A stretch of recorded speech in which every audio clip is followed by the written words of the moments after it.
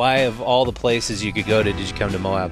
Moab's like the staple. It's like the original, like the icon of going off-roading. The trails that are here are absolutely amazing. I absolutely love the scenery. There's so many different types of trails that you can go on. It feels like there's never-ending outdoor recreation, and it's family friendly. It's like the whole group can come along. You're going to have a lot of fun here, a lot of fun.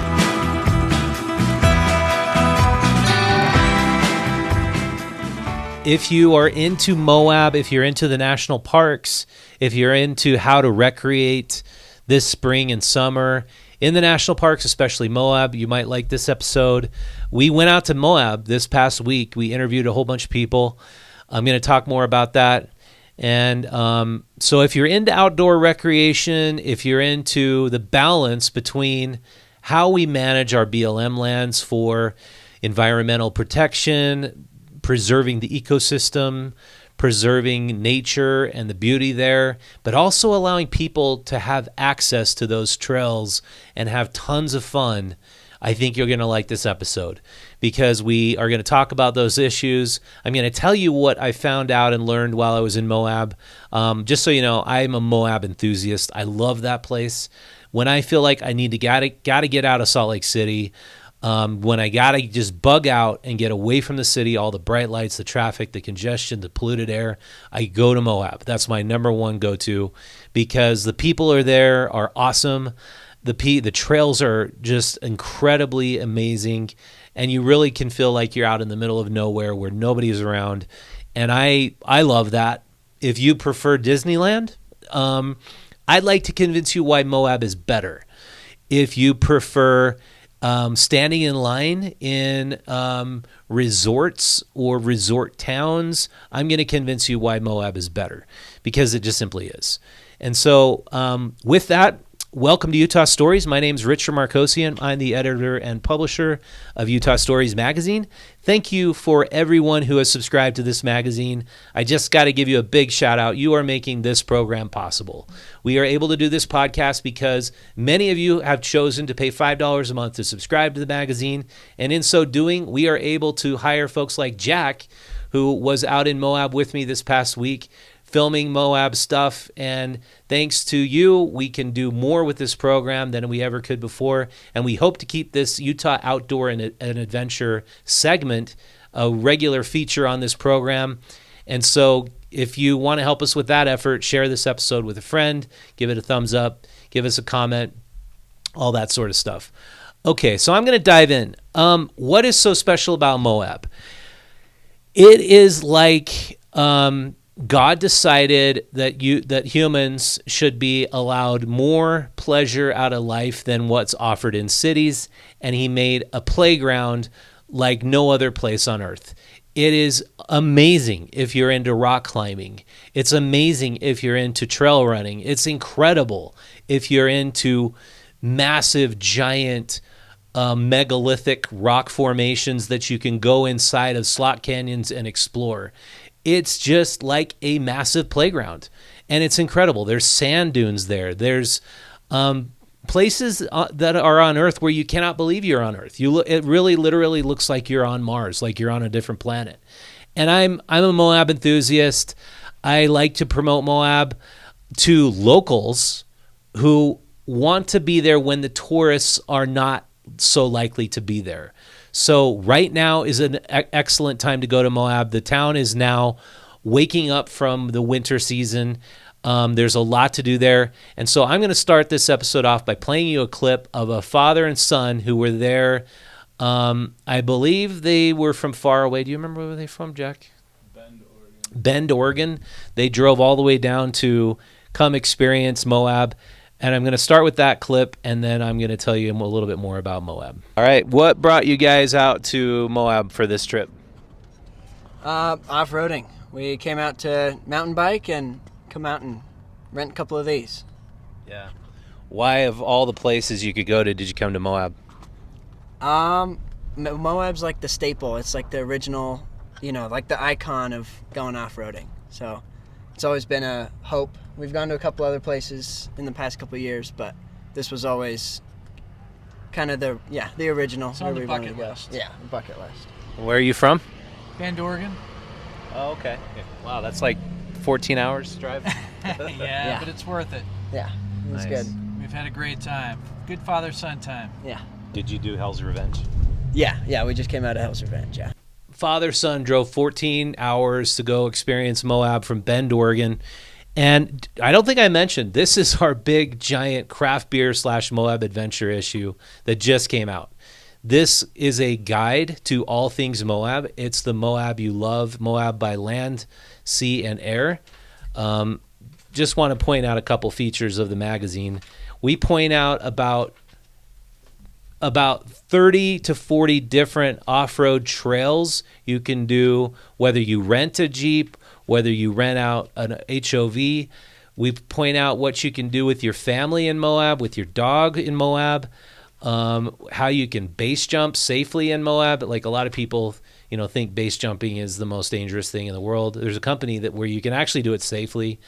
We do a lot of focus on especially the trails that you can access using a Jeep or side-by-side off-road vehicle. Mountain biking in Moab, and my favorite, which I'll be doing this year, Moab by water, basically just going down the Colorado River with a rafting company like Navtech or Sherry Griffith, who are my friends and awesome people who I love working with. Moab has the Red Cliffs Lodge, which is right on the Colorado River. This is me when I tried skydiving. It was absolutely insane. I've never experienced anything like that in my life. I'll never do it again. It was just too crazy how many things. But it has Moab events. So subscribe to Utah Stories, and we will actually send this to you if you subscribe this month. But anyway, back to a little bit about the politics of Moab. So when I first started covering it, all I liked to do in Moab was hike with my dogs, get out into nature, get away from all the hustle and bustle. So I would find the exclusive hiking trails / dog trails outside of the parks. So we found those trails over a number of years and talking to many people, and they're absolutely incredible. And when you're on a trail that's only for people and then you get a few miles out and you're on that slick rock sandstone, it's like your mind becomes more peaceful. It's like walking meditation. It's something I do with my dogs in the mountains. It becomes extremely easy. You just clear your mind of all thoughts and you just take in everything that you see. And it's wonderful. And so for a while there, I was like, these Jeeps and off-road vehicles who buzz around, they're kind of annoying. What's up with that? Why don't we just limit more trails to only people? But then you talk to the off-road vehicle companies, you see these mom and pop operations, you see how wonderful these people are, how much they love the land too, how much they want to preserve the ecology and the ecosystems that are there. And it's not like the environmentalist types who just go there with their dogs like we do should be dictating policy. I think there's plenty of space in Moab for everybody. There's people who love mountain biking in Moab, and I did the Porcupine Rim Trail and the White Rim Trail in Moab on my bike when I was in my 20s. And those trails are absolutely insane and super, super awesome. And would I ever want to see those trails cut off for mountain bikes? No.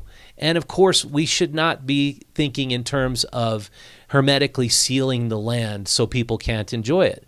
And so talking to Brian Martinez, who I hope to be having on this program sometime soon, he wanted to invite all the people back to Moab who might have felt a little bit shunned by the Trail Ambassador initiative, where they were really emphasizing very, very much stay on the trails. Don't ever go off the trails. Be careful of the cryptobiotic soil. And then I got to say, some people were really judgmental toward those people who had vehicles and off-road vehicles, Jeeps and OHVs. And they want to invite all those people back. If you are riding motorcycles, they want you back in Moab. If you're riding an OHV, they want you back. And so obviously I'm going to have a little bit more of that content here in this episode. And so I want to show you this next clip of a guy who came all the way from the northern panhandle of Idaho with his 6 kids to visit Moab because it's just the most insanely awesome place he's been to. I'm going to play that clip now. Hey, what's your name? My name's Charlie Fedorko. So what brought you to Moab today? Well, we're here for the week vacationing, and we love coming to Moab for the views and just the big open spaces and lots of new stuff to explore. We like the BLM land. Seems like we can get out and kind of get the whole experience every time we come. Yeah, so you do have most of your fun on the BLM land or in the parks? Both, actually. We love exploring the parks, and we've been in Arches already on this trip, and we've been into Arches multiple times, and Zion and other parks in the general area. Canyonlands is beautiful for the views. I think the thing I like about the BLM land is it feels very tangible, and you can really get in there and experience everything, which is something I really enjoy. Where are you from? I'm from Bonners Ferry, Idaho. Oh, so well, not too far. Top Idaho. Cool. And you brought with you how many kids this time? I've got 7 kids with me on this trip, and this time we came with motorcycles, so we're here to adventure on dirt bikes. And how's this Slick Rock Trail for that? This is fantastic. I've never experienced anything quite like it before, and the kids are eating it up. It's great. And you said you had some first-time bikers with you today, and how did they do? I do, yeah, they did well. We took them out on the Onion Creek Trail Road first, which was just big open road for the most part, very scenic and gorgeous, and they kind of got their bikes figured out on that, and then we came here and they were doing really good on the Slick Rock. It was awesome. So like from beginner to expert, you could recommend it? Very much, yeah, it was great. We got some beginners, we got a few really good riders in our group, and so they're kind of leading the way and showing everybody else how to do stuff, and it was a lot of fun. That's awesome. So are you a super experienced dirt biker? Are you new at it, or what's your experience level? Yeah, I am not. No, I'm new to dirt biking the last 2 years. I did it because my kids wanted to start dirt biking, and so we went from having one little Honda 50 last year to now I've got like 9 bikes, and it's what we all do. So wow. Figuring it out. So you got it in your system. Yeah, I think so.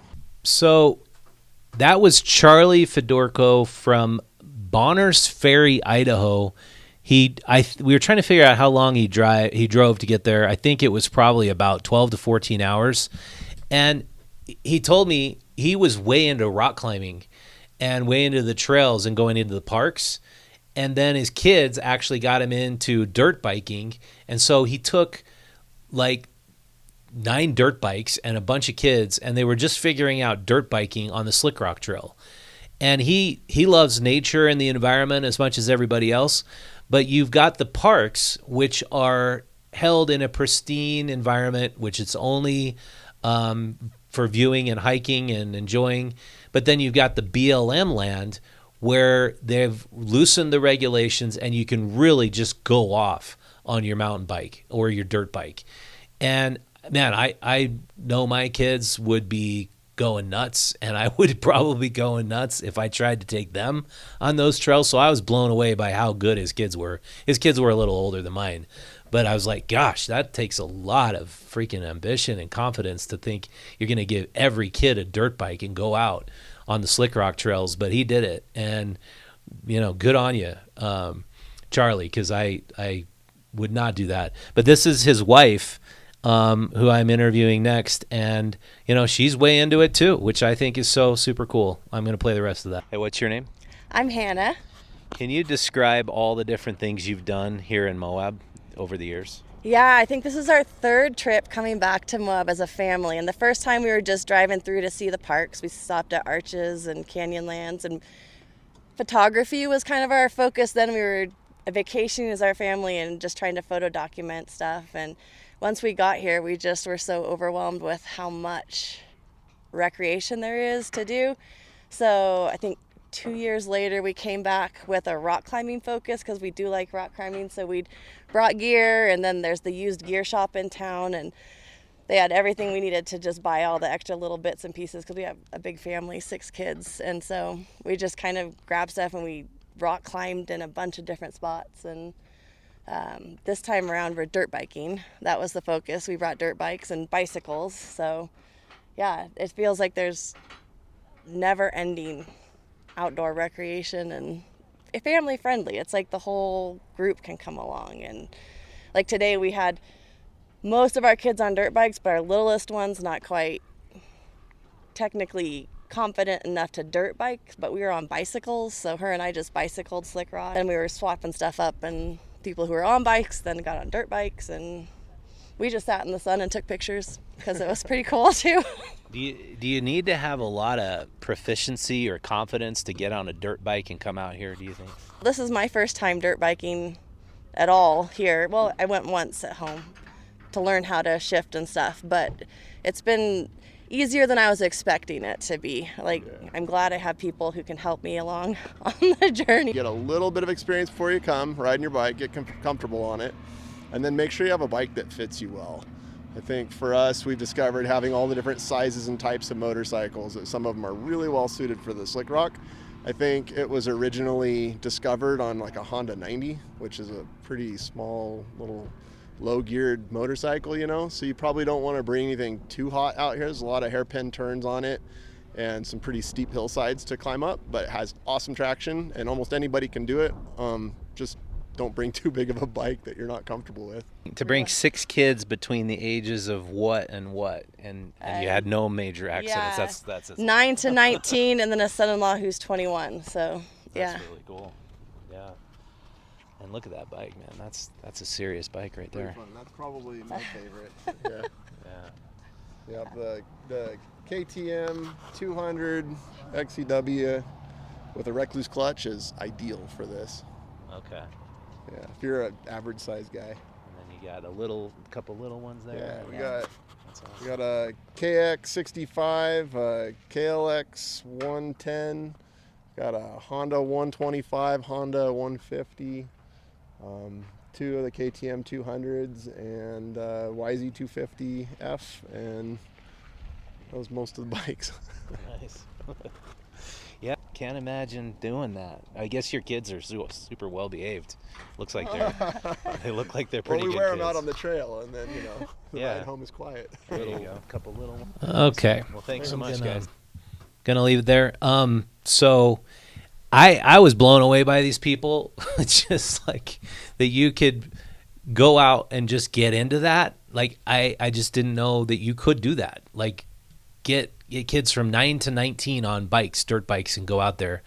But the cool thing about Moab is you can go and try a bike or a Jeep or a UTV or a side-by-side, any of these vehicles, and rent from the people who were there. Folks like what was that place called, Jack, that was about to give us a Jeep? Cliffhanger Off-Road. They got this huge assortment of Jeeps, and there's all these places in town. And I'll tell you, this is what Brian told me. They have a lull in their season. So right now it's busy. It's the marathon week. Next week probably won't be too bad, but then April kicks in, and it's Moab Jeep Safari. It is insane. It's like the town is off the hook for the entire month of April because everybody who's a Jeep lover goes to Moab during April, during Jeep Safari. And I don't know the exact dates of the Jeep Safari, but it's just like the Jeep Mecca for the entire world for that month. So I actually don't go there as a local during April. It's just too busy. But then there's a lull in the season in June, July, August, and that's a great time to go out and rent a Jeep, try something new, try a new outdoor adventure, try rock climbing. Like for the first time, I went to the Wall Rock. I think it's called Wall Street. Maybe it's just Wall Street. And it's incredible to see. I saw a guy climbing completely upside down, holding on to the sandstone. And I talked to that guy. I got an interview with him, which I'll play next week. But he basically just drove all the way from Virginia to Moab to experience the rock climbing there. And so I just wanted to do that big shout out for Moab in this episode. And hopefully we can have our Utah Outdoor and Adventure segment as a permanent segment. This episode is brought to you thanks to Discover Moab. We worked with Moab Travel Council, and Jack went down with me and recorded a bunch of reels. We're going to be showing you those reels throughout the next week or so. And we just had an absolute blast, and we would love to do more of this. So if you share this episode with a friend, like it, comment, that gives more credibility to what it is we're trying to do. Because, we have 5 of the greatest national parks in Utah that we would like to showcase all of them. We'd like to showcase the very best of the best here in Utah in the outdoors. I don't spend enough time in the outdoors. I always feel like I want to be outdoors more than I can be. And so you'd be helping me a lot, and my dogs, if you can, subscribe to our channel, share this with a friend, help my dogs. Do it for my dogs, because they need more walks. They need more time outdoors. So does Jack. So let's make this an awesome new segment, and I'd love to do it. And thank you so much for watching. And I want to give another big thank you to everybody subscribing to Utah Stories Magazine. Thank you so much. I know our new segment on politics is rubbing some people the wrong way. We're trying to have improved political discourse and discussion. You'll see that in our first segment.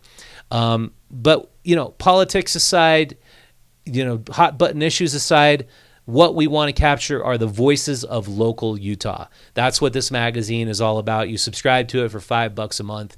You are supporting the voices of local Utah.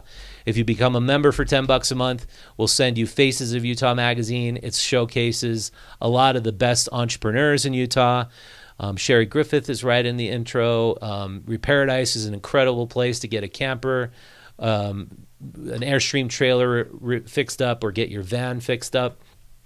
I'm just really proud of this magazine because it really highlights a lot of the best people in Utah, including Coach Kyle Whittingham of the Utes. So you become a member for $10 a month, we'll send you this, or a subscriber, we'll send you this, and you get access to all our premium content behind the paywall. With that, thank you so much for watching. We will see you next time.